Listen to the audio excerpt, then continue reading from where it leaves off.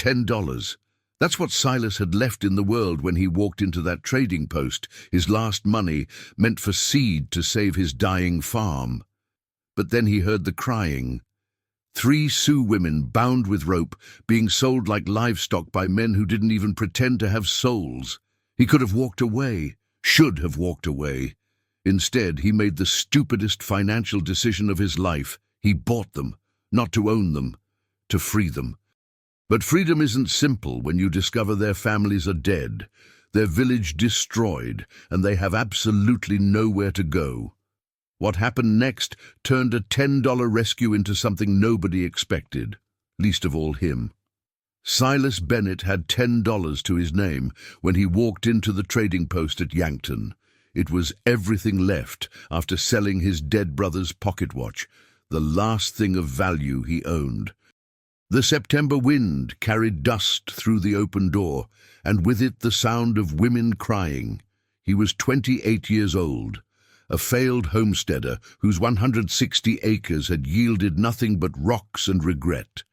His brother Thomas had died of pneumonia the previous winter, leaving Silas alone in a sod house that leaked when it rained and froze solid when it didn't. He'd come to Yankton to buy seed for one last planting.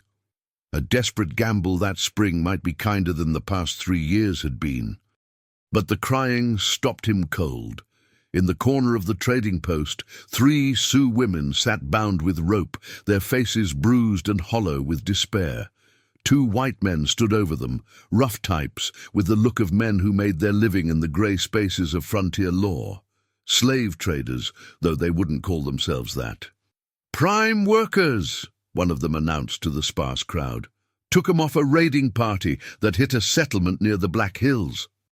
Asking $20 for the lot, but I'll take 15 if you got cash today." Silas felt sick. This was 1876. Slavery was supposed to be over, but out here in Dakota Territory, laws were suggestions, and human life was cheap, especially if you were Sioux. The wars with Sitting Bull and Crazy Horse had turned every native person into either an enemy or property. $10, Silas heard himself say. "It's all I have." The trader laughed. 10? These are 3 healthy women, friend. "They're worth $10 or I walk," Silas interrupted, meeting the man's eyes. "And I'm the only buyer you've had all morning." The trader studied him, calculating. Finally, he spat on the floor. "Fine. But they're your problem now. Don't come crying when they run or knife you in your sleep." Silas counted out his money with shaking hands. The trader cut the ropes and shoved the women toward him. They stumbled, catching each other, eyes wide with confusion and terror. And just like that, Silas Bennett owned 3 human beings with the last money he had to his name. Silas led them out of the trading post and around the back, where curious eyes wouldn't follow. His hands fumbled with the remaining ropes, binding their wrists. "You're free," he said, though none of them spoke English as far as he knew. "Free. You can go." The oldest woman, maybe 30, with a scar across her cheekbone, stared at him like he was insane. The other 2 were younger, perhaps early 20s, and looked to the older one for guidance. They didn't run. They didn't move at all. "Go," Silas repeated, gesturing toward the open prairie. "You're free." The scarred woman spoke then, in halting English. "Go where?" The question hung in the air. Silas hadn't thought past the rescue. "Your village, your people. Dead." Her voice was flat, empty of emotion. "Soldiers came, killed the men, burned everything. These men," she gestured back toward the trading post, "they took us from the ruins, sold my sister to miners, kept us." Silas felt the ground shift beneath him. He'd bought them expecting to free them, to send them back to their lives. But their lives were gone. "What are your names?" he asked finally. "They called me Sarah," the scarred woman said. "Missionaries named us before everything ended. This is Grace." She indicated the taller of the younger women. "And Ruth, but the smallest, barely out of girlhood, with eyes that hadn't blinked since leaving the trading post. biblical names forced onto Sioux women by people trying to save their souls while their world burned. "I'm Silas. I have a homestead about 15 miles south. It's not much, but—" He trailed off. But what? He had no food to spare, no money left, no plan. "You can rest there, figure out what to do next." Sarah studied him with an expression he couldn't read. "And what do you want from us?" "Nothing," Silas said. I couldn't let them sell you to whoever walked through that door next." "Men don't buy women for nothing," Sarah said quietly. Silas met her eyes.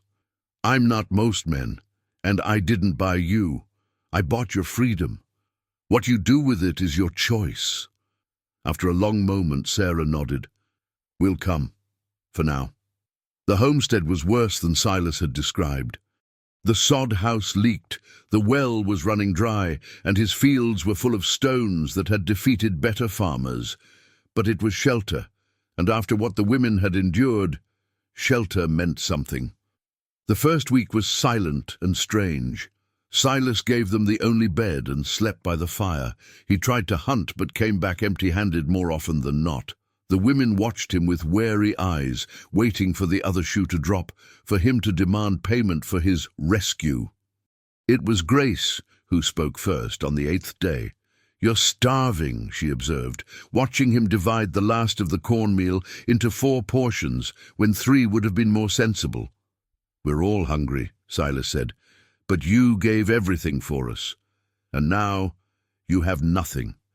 "I didn't have much to begin with," Silas admitted. "That $10 was going to buy seed for spring planting. Without it," he shrugged, "without it, the homestead would fail.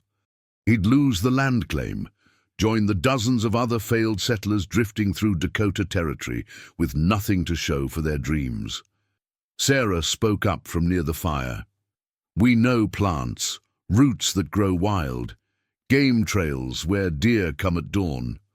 She paused. "If we stay through winter we work. We're not charity." "You don't owe me anything," Silas protested. "Everyone owes everyone something," Ruth said softly, the first words she'd spoken since the trading post. "That's what my mother used to say. We share burden or we die alone." So they became an unlikely household. The women taught Silas which prairie plants were edible, where to set snares for rabbits. Sarah proved to be an expert tanner, able to work hide into usable leather. Grace had a gift for predicting weather, knowing when storms would come and when to plant. Ruth, the youngest, had fingers quick with needle and thread, mending Silas's clothes and making their meager supplies last. But the neighbors noticed. 3 Sioux women living with a white homesteader brought talk, then accusations, then threats. Someone poisoned his remaining chickens. His cattle gate was left open, scattering his small herd. "They'll burn you out," Sarah warned, "like they burned our village." "Let them try," Silas said, though fear hollowed his stomach.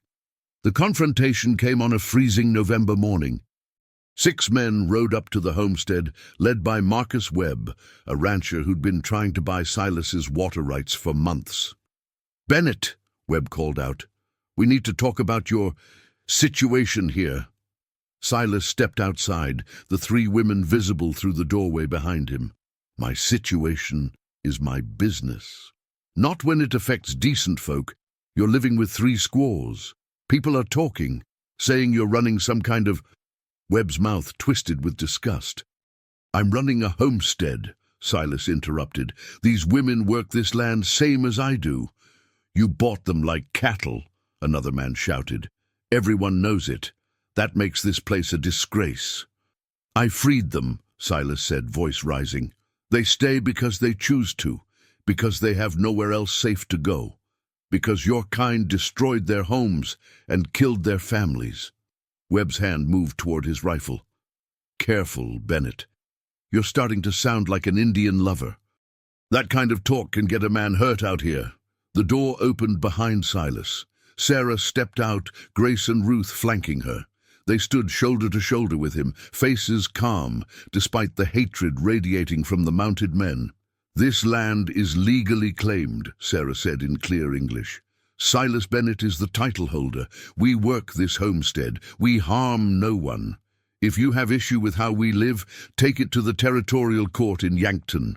Webb laughed. "A squaw quoting law, that's rich." "My name is Sarah," she said coldly, "and I can read the Homestead Act better than you can. This land has been occupied and improved. It's legal claim. Touch it, and you'll answer to federal authorities." It was a bluff. Federal authorities rarely cared what happened in Dakota Territory, but Webb didn't know that Sarah was bluffing. He saw 4 people standing united, willing to defend what little they had. "This isn't over," Webb promised, but he wheeled his horse around. The other men followed. When they were gone, Silas's legs nearly gave out. "That was insane. They could have killed us all."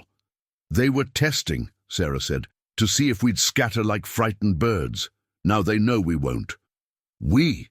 Silas looked at the 3 women. "We," Grace confirmed. "You spent your last money to free us. You gave us shelter when you had barely enough for yourself. This is our home now, too, and we defend home."